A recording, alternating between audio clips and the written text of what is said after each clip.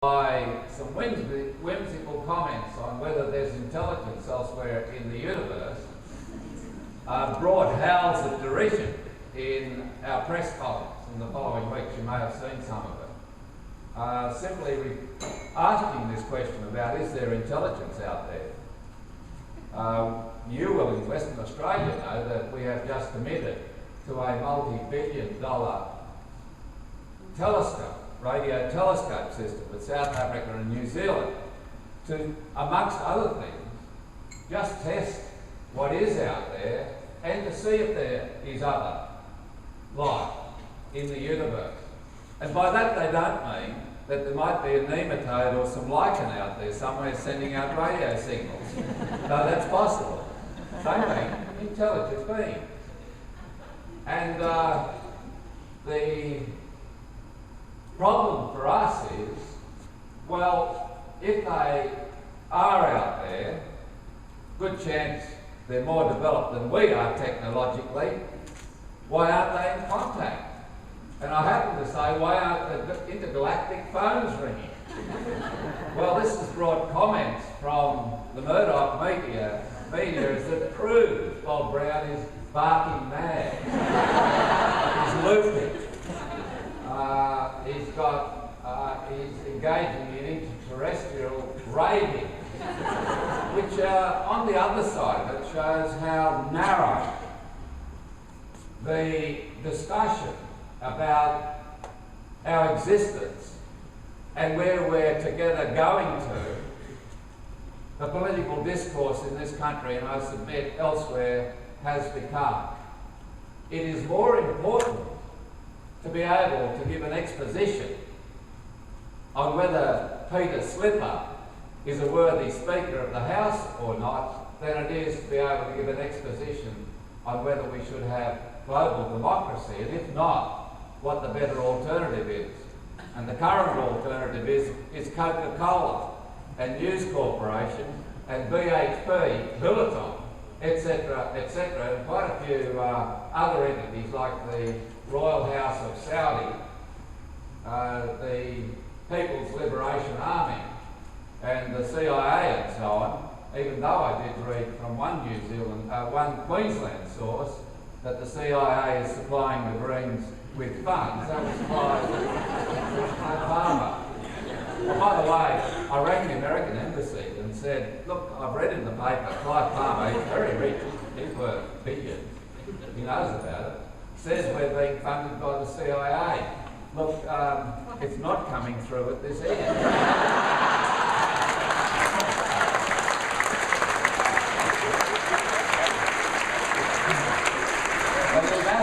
Way, the Chief Secretary has been very careful about this. And he said, words to the effect of, Senator Brown, I don't think it's coming out at the other end.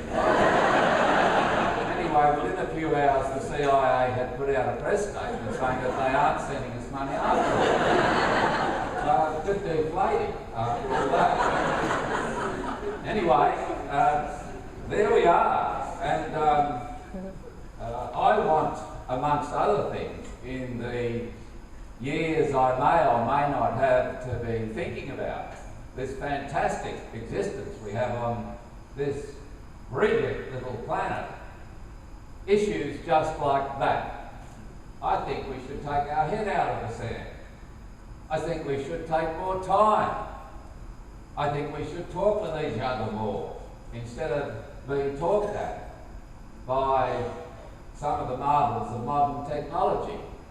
And I think we need to take upon ourselves a renewed humility about our ability to ensure that we're going to survive our own destructive tendencies on this same little planet with its singular biosphere.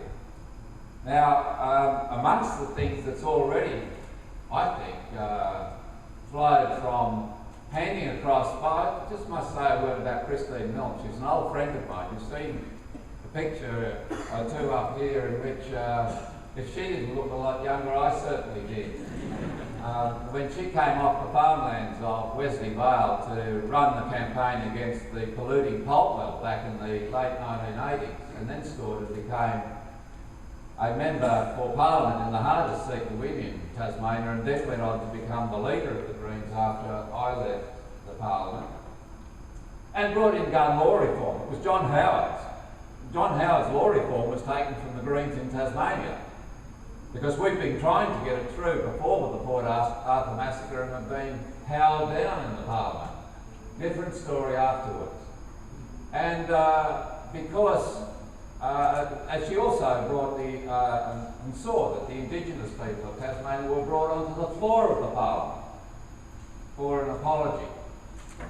And of course was there to make sure the first gay law reform and strongest gay law reform legislation at that time in the country went through the Tasmanian Parliament. Well, Christine hit the ground running after I left. You'll have to agree with that, and that's why the polls are so good. And Adam Bank, the first Greens member elected at a general election into the House of Representatives for the seat of Melbourne, now deputy, and with the great experience of Rachel and now Scott and our other senators representing every state in Australia, there is a great team in Canberra. And my replacement, Peter Wish-Wilson, who will be inducted into the Senate, I think on the 21st of this month. I'll be resigning officially next Friday,